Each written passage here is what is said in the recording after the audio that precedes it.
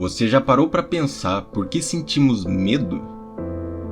O medo é um dos sentimentos mais enigmáticos dentro de nós, uma emoção tão antiga quanto a própria humanidade, capaz de moldar nossos instintos e influenciar nossas decisões sem que sequer percebamos. Mas e se certos medos não fossem apenas reflexos de nossas experiências? Por que tantas pessoas temem o escuro, a altura, o fundo do mar ou até mesmo pequenos insetos, sem nunca terem passado por eventos traumáticos relacionados a isso? Seriam vestígios ancestrais gravados em nossa memória genética ou sinais de algo ainda mais profundo, algo que se esconde nas sombras da nossa própria existência?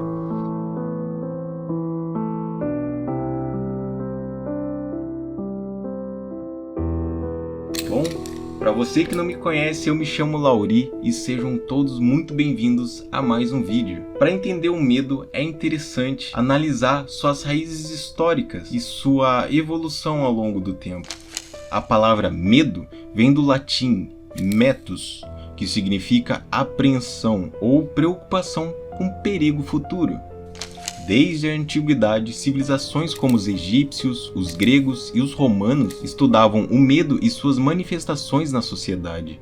Na Idade Média, o medo era amplamente explorado em narrativas religiosas, como o temor do inferno e da punição divina, que eram usados para guiar o comportamento das pessoas. Mas se a gente quiser realmente entender aonde o medo começou a se tornar um fator crucial, essencial na humanidade, precisamos voltar ainda mais no tempo, lá no período pré-histórico, aonde nossos ancestrais enfrentavam desafios diários pela sua própria sobrevivência. A teoria evolutiva proposta por Charles Darwin nos ajuda a compreender como o medo moldou a espécie humana. Ele sugere que a emoção serviu como um mecanismo de defesa essencial para a sobrevivência. Imagine um ser humano primitivo, caminhando por uma savana ou uma floresta densa. Ao menor barulho vindo da vegetação, seu corpo entrava em estado de alerta.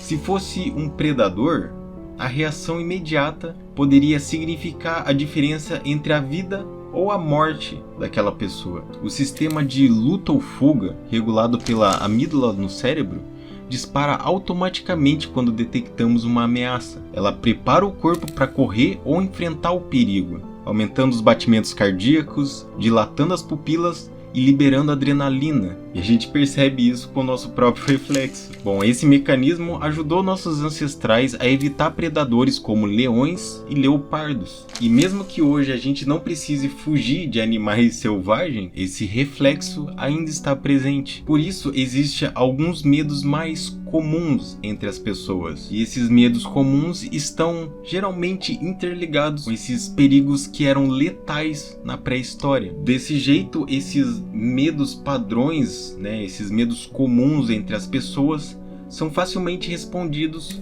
com a lógica. O medo do escuro, por exemplo, está ligado à vulnerabilidade noturna dos primeiros humanos, pois a escuridão escondia predadores e perigos desconhecidos.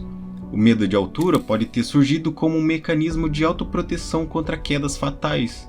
E já o medo de cobras e aranhas pode estar associado ao risco de venenos mortais presentes em algumas espécies. Porém, há experimentos científicos que demonstram que certos medos podem sim ser inatos. Eles podem fazer parte de você antes mesmo do seu nascimento. Em um estudo famoso na Universidade de Johns Hopkins, os psicólogos testaram como bebês reagiriam a diferentes imagens. Ao serem expostos a imagens de cobras e aranhas, muitos bebês demonstraram sinais de medo ou desconforto, mesmo sem nunca terem tido contato com esses animais antes. Isso sugere que alguns medos podem sim ser herdados através da evolução. Ou seja, por um lado, o medo pode ser tanto uma herança evolutiva, como ele também pode ser moldado pela cultura e pela nossa própria experiência pessoal. Durante a Idade Média, por exemplo, o medo da bruxaria e do sobrenatural levou às infames caças às bruxas, onde milhares de mulheres foram perseguidas e executadas por supostas práticas mágicas. Na década de 1950, nos Estados Unidos, o medo do comunismo gerou a Caça às Bruxas de McCarthy, onde inúmeras pessoas foram perseguidas sob suspeita de traição.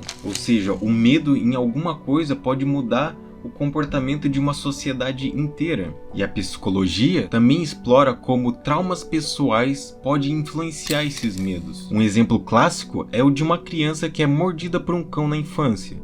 Esse evento pode criar um medo persistente de cachorros, mesmo que outros cães não representem a ameaça real. Esse tipo de medo é conhecido como o medo condicionado, pois surge como resultado de uma associação emocional negativa com um estímulo específico.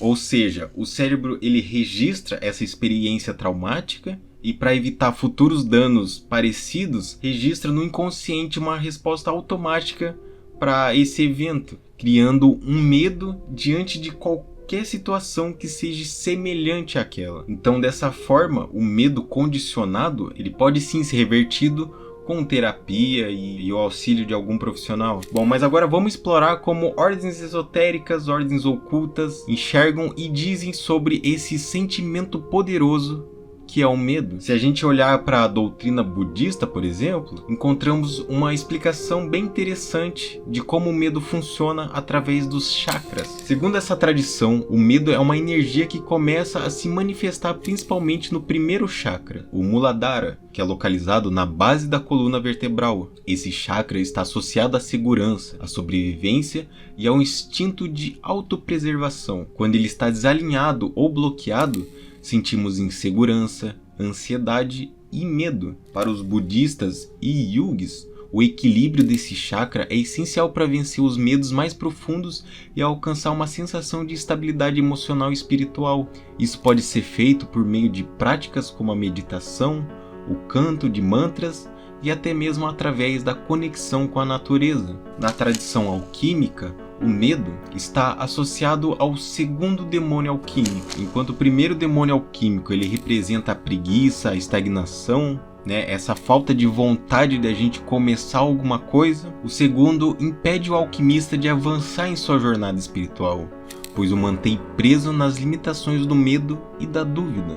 Esse demônio age fortalecendo a sua hesitação e a necessidade de permanecer na zona de conforto, tornando a transmutação interior um desafio ainda maior. A superação desse demônio exige coragem, autoconhecimento e a disposição de confrontar as próprias sombras, o que, como a gente disse, pode ser feito por meio da meditação, da prática da atenção plena e da busca pelo equilíbrio interior. Assim como os antigos alquimistas buscavam transformar o chumbo em ouro, a jornada espiritual exige transformar o medo em confiança e determinação. Ou seja, a gente transmuta o medo em seu oposto, que seria a coragem. E essa é uma das tarefas mais difíceis dentro da alquimia interna, porque isso exige um profundo conhecimento de si mesmo e o enfrentamento das suas próprias sombras, que é um conceito que mais tarde foi explorado pelo psicólogo Carl Jung em sua teoria sobre a sombra, a parte oculta e reprimida da psique humana. Mas como podemos nos libertar desses medos? Como transformar essa energia de medo na energia de coragem? Fazer com que ela trabalhe ao nosso favor em vez de nos paralisar. E uma das chaves principais para superar esse medo está na prática da consciência plena. Grandes mestres espirituais ensinam que o medo se alimenta do desconhecido e da projeção da mente no futuro. Quando estamos plenamente presentes no agora, conseguimos enxergar o medo sem deixar que ele nos domine. Um exemplo fascinante disso vem dos samurais do Japão feudal. Para eles, o medo da morte era o maior obstáculo na batalha. Por isso, os samurais praticavam o conceito de morte antes da morte, que significava meditar profundamente sobre a própria mortalidade até que o medo da morte se dissipasse completamente. Eles acreditavam que, ao aceitar a morte como inevitável, poderiam agir com total coragem e sem hesitação no campo de batalha. Ou seja, ao enfrentarmos nossos medos de frente, nos tornamos mais fortes e resilientes. E esse mesmo princípio pode ser visto na filosofia estoica. O estoicismo aborda a morte como uma realidade inevitável e ensina a aceitá-la com serenidade, sem medo ou desespero. Para os estoicos, a morte não deve ser vista como um mal, mas como parte da ordem natural da vida. Sêneca, um grande estoico, a refletir sobre a morte diariamente, pois isso nos ensinava a valorizar cada momento. Ele afirmava: apressamo-nos ansiosamente para o futuro incerto, esquecendo-nos do presente, o único tempo que realmente possuímos. Ou seja, para os estoicos, o medo da morte vem da ilusão de que temos controle sobre a vida. Quando aceitamos que a morte é um destino comum para todos, ela perde seu poder sobre nós. E caso você tenha mais curiosidade de entender como funciona esse estado de morte, o que tem após a morte, tem um vídeo bem legal meu, que eu vou deixar aqui nos cards e também na descrição, nos comentários aí do vídeo. Vai lá depois, porque é um vídeo muito bom. Os estoicos também praticavam a premeditatio malorum, que era basicamente uma técnica de visualização negativa na qual imaginavam possíveis dificuldades futuras, incluindo a própria morte, para que quando acontecessem não fossem pegos de surpresa. Essa prática ajudava a desenvolver resiliência e uma atitude de aceitação diante da vida.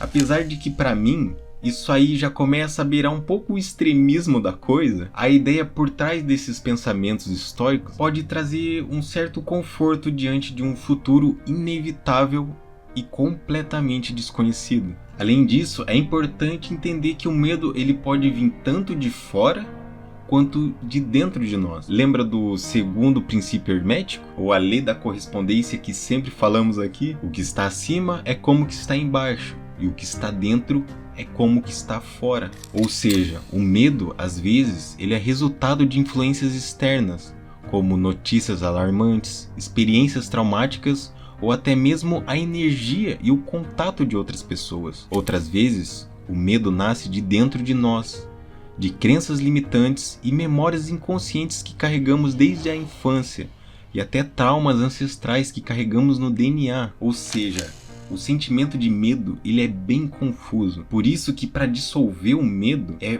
fundamental investigar ele. De onde ele vem? O que ele quer nos ensinar? Ele é real ou apenas uma projeção da nossa mente? Como podemos transformar essa energia em algo positivo? E as respostas para essas perguntas pode ser encontrada na introspecção, ou seja, no estudo das tradições esotéricas e no próprio processo de autoconhecimento. E ao contrário do que muita gente pensa por aí, o medo, quando compreendido e trabalhado corretamente, em vez de ser um vilão, algo temível, ele pode se tornar um grande aliado, pois ele nos ensina sobre nossos limites, nossas sombras e principalmente sobre a nossa capacidade de superação.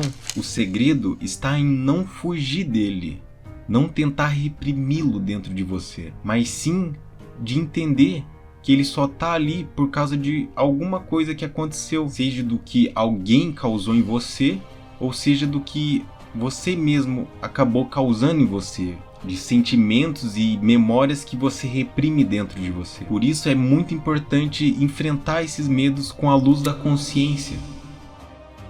Enfim, muito obrigado por assistir até aqui, espero que você tenha gostado. Por hoje é isso, lembre-se sempre de espalhar a verdade e até uma próxima.